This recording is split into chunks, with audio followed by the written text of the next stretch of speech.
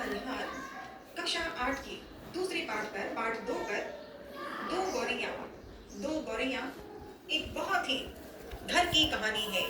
दो गौरैया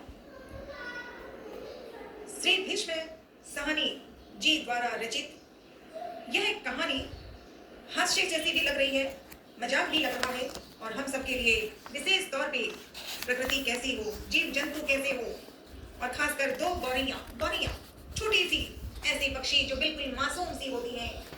विष्णु साहनी जी ने इस पर बड़ी विस्तार से लिखा है। इसमें सारांश पर एक बार मनन प्रार्थना और याद करें कि इस कहानी हमें क्या क्या सिखा देती है। तो आज दो गौरैया इस कहानी का सारांश पर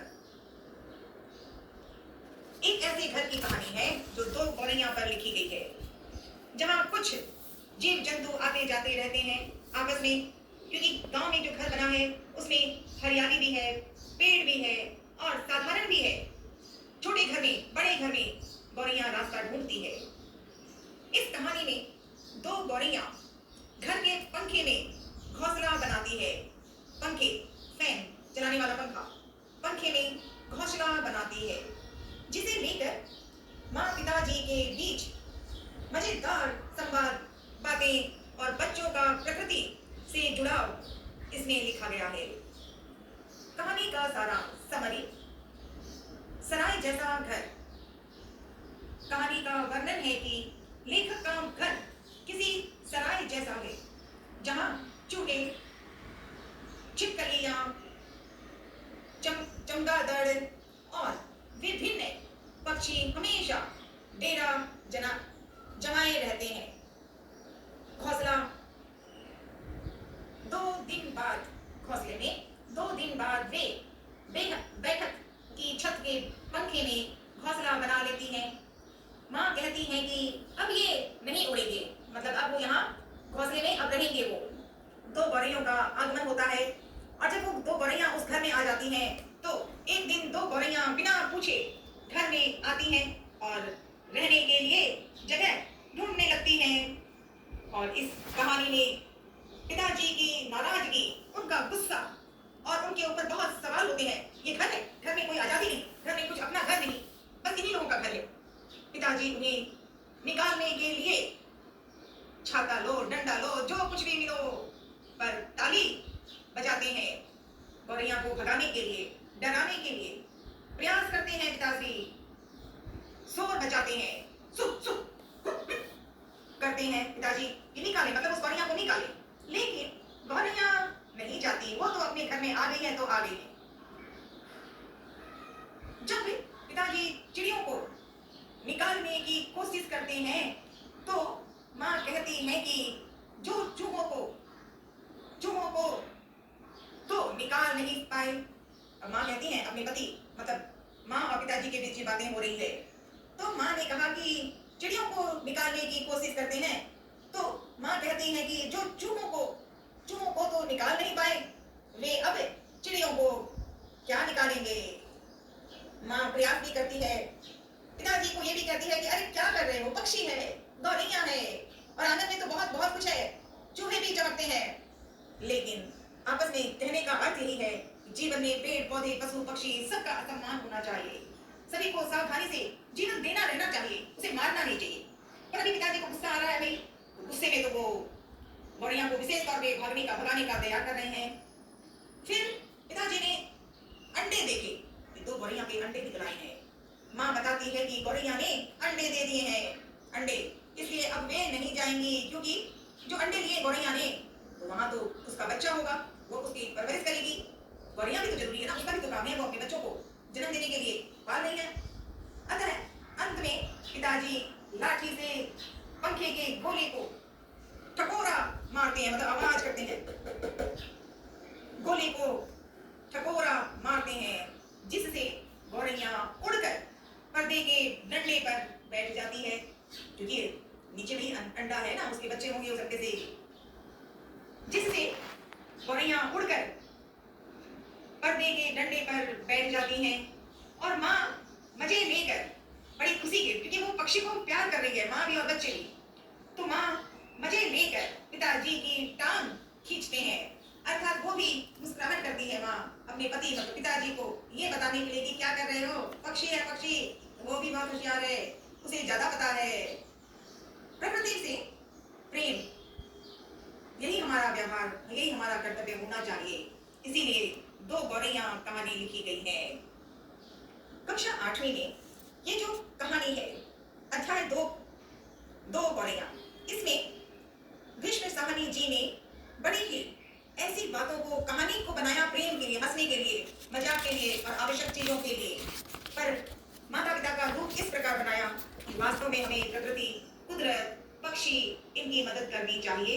ये पढ़ने का प्रयास यहाँ किया।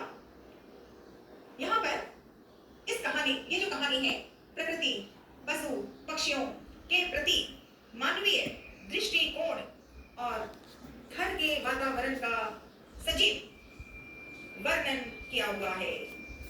इस कहानी को सारांश में पुनः अपने आप को हम समझ पाए। कहानी का सार पुनः प्रयास, लेखक के घर में एक आम के पेड़ से पक्षी और अन्य जीव आते जाते रहते हैं। दो गौरैया बैठक के पंखे के गोले में घोंसला बना लेती हैं, जिसे पिताजी निकालना चाहते हैं। पर गौरैया दो अंडे हो गए हैं, भाई वो कैसे छोड़ेगी? वो तो उसी घर में पर्दे पर जहां मिले पिताजी प्रयास करते हैं भगाने का। पक्षी पूरा तैयार करती है गौरैया कि मैं यहीं रहूंगी, मेरे बच्चे यहाँ होने वाले हैं। लेखक माँ जो गौरैया के प्रति नरम है, अपनापन है, प्यार है। पिताजी जो चिड़ियों को निकालने के लिए लाठी का प्रयोग करते हैं। इस पात्र में माँ और पिताजी के द्वारा जो विचार, जो कहानी कही गई है, ये मनोरंजन भी हो रहा है, हंसने का साधन भी है। और आपस में पिताजी जब गौरैया को भगाना चाहते हैं तो माँ मुस्कुराती है, क्योंकि पेड़ पौधे पशु पक्षी से प्यार करना माँ को बहुत अच्छा भी लगता है। पिताजी लाठी से घोंसला गिराने की कोशिश भी करते हैं, परंतु लेकिन गौरैया बार बार वापस आ जाती हैं। गौरैया ने तैयार कर लिया है कि अंडे होंगे और बच्चे होंगे तो घर यही बनाना है। और अंत में वे दरवाजा बंद करने का आदेश देते हैं पिताजी। लेकिन चिड़िया फिर से अंदर आ जाती हैं। इस कहानी में मनुष्यों और प्रकृति के बीच के संघर्ष और सह अस्तित्व को दर्शाया गया है। पिताजी घर को सराय कहते हैं, क्योंकि घर में चूहे, बिल्ली, पक्षी और अन्य जीव जंतु निर्बाध रूप से आते जाते रहते हैं। इसी कहानी में जो प्रश्न दिए गए हैं उसका अर्थ वही है जो हमने सारांश में पढ़ा। सारांश को अगर समझ लें तो उत्तर सामने है। जैसे और एक लिखा कि माँ हंसती है। जो पिताजी चिड़ियों को निकालने के लिए कसरत करते हैं तो माँ को उन पर हंसी आती है, मुस्कुराहट भी आती है। दो गौरैया, लेखक श्री भीष्म साहनी जी ने दो गौरैया इस कहानी के द्वारा सब कुछ वो बातें कह दी है जो हमें प्रकृति, कुदरत, पेड़ पौधे, पशु पक्षी और अपने आंगन में भी पेड़ पौधों का सम्मान हो, उनको जगह मिले। उनकी आवाज हम जब सुबह जागते हैं 4 बजे, सुबह करीब 4 से 4:30 बजे, तो गौरैया बोलना शुरू हो जाती हैं, मुस्कुराती हैं। बिल्कुल वैसे ही जैसे कृष्ण का जन्म होता है तो पेड़ पौधे पशु पक्षी सब कान्हा को देखते हैं, आवाज करते हैं। हम भाषा नहीं जानते पर पक्षी जानते हैं, इसीलिए उनका रिश्ता है। तो भीष्म साहनी जी गौरैया के एक जोड़े के माध्यम से प्रकृति और मानव के बीच के भावनात्मक संबंध को दर्शाता है। जो भी यहाँ पर दो गौरैया का वर्णन है वो हम सब के लिए प्रकृति, जीवन, कर्तव्य है। घोंसला, पेड़ पौधों का, अंडे को सुधार के रखना, फिर बच्चा होना और हरियाली। गौरैया स्वयं, गौरैया और बाकी पक्षी भी सब चाहते हैं कि सब मिलकर रहें। और पशु पक्षी तो हमसे ज्यादा प्यार निभाते हैं, हमें तैयार होना पड़ेगा। घर के असली मालिक यहाँ पर पिताजी बनते हैं। पहले तो गुस्सा करते हैं। पिताजी को लगता था कि घर के असली मालिक तो जीव जंतु जैसे गौरैया, चूहे, छिपकली और अन्य पक्षी भी हैं, क्योंकि वे निडर होकर घूमते हैं। वो पशु, वो पक्षी, जीव जंतु, चाहे वो गौरैया हो, चूहे हो, छिपकली हो, सबके सब बड़े मुस्कुराहट के साथ रहते हैं। उस आंगन आश्रम में भी रहते हैं जहां माँ और पिताजी की कहानी है। पिताजी को पसंद नहीं था, पिताजी को पसंद नहीं था कि गौरैया घर में घोंसला बनाए और गंदगी करे। इसीलिए वे उन्हें बार बार भगा रहे होते हैं, दौड़ते हैं, डराते हैं, डंडा लेके घूमते हैं। लेकिन गौरैया तो बिजी है भाई, अंडे हैं, बच्चे होंगे, घर तो बनाना ही पड़ेगा, घोंसला तो बनाना ही पड़ेगा। माँ को गौरैया का आना पसंद था क्योंकि माँ कुदरत के साथ सोच पर है, प्रकृति पर उसका विचार है कि पेड़ पौधे पशु पक्षी सब अपने हैं। माँ को गौरैया का आना पसंद था और वह पिताजी का मजाक उड़ाती रहती हैं और उन्हें विचार भी अपने मन से ही कहती हैं कि गौरैया है, उसके अंडे हैं, बच्चे होंगे, आप क्यों भगा रहे हो। कहीं हंसी में कहती हैं, कहीं विचार से कहती हैं और कई बार तो उनके मन में सवाल होता है क्या पक्षियों के पीछे पड़ गए हैं। तो इस कहानी का मुख्य संदेश ही यह है कि मानवीय भावना, सह अस्तित्व, साथ रहने और प्रकृति के जीवों के प्रति प्रेम को दर्शाती है। पिताजी का स्वभाव पहले अजीब है, गुस्से में है और बाद में अच्छा बन जाते हैं क्योंकि गौरैया और गौरैया के बच्चे प्यार से याद आ जाता है उन्हें।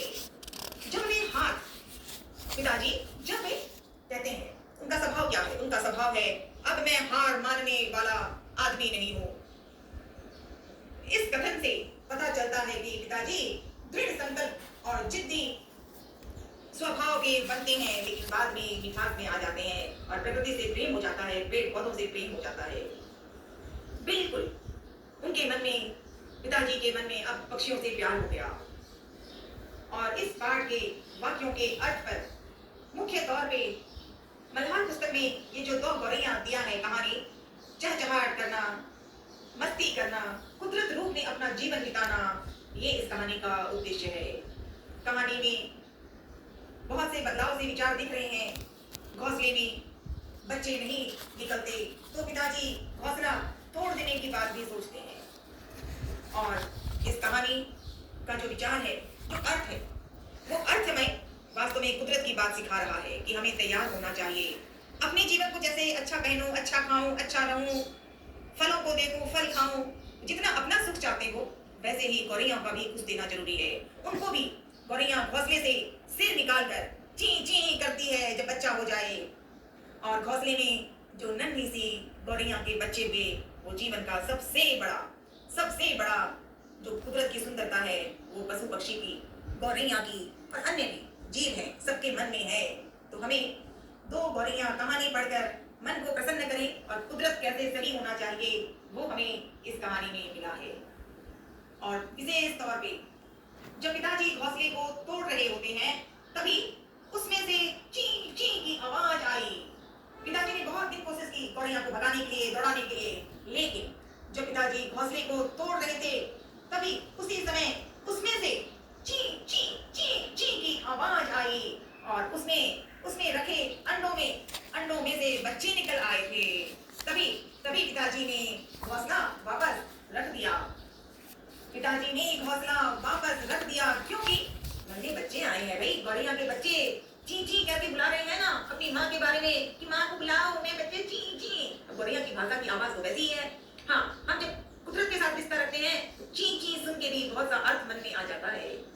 तो मल्हार पुस्तक से इस बार दो गौरैया का सारांश और मुख्य तौर पे इस कहानी का जो सार है वो हमें जीवन में कुदरत, पेड़, पशु पक्षी, जीव जंतु और कुदरत का रास्ता सबके मन में हो, इसी का प्रयास कर सके तो दो गौरैया मुस्कुराएंगी, बच्चे खिल खिल करके हंसेंगे।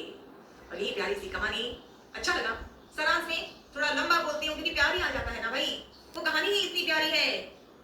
तो सभी को कुदरत, पेड़ पौधे, पशु पक्षी सबसे प्रेम करें, सबके साथ रह के अपना जीवन बिताएं। यही हमारे जीवन का सार्थक है। सही हो, प्रयास हो और व्यवहार कुशल हो।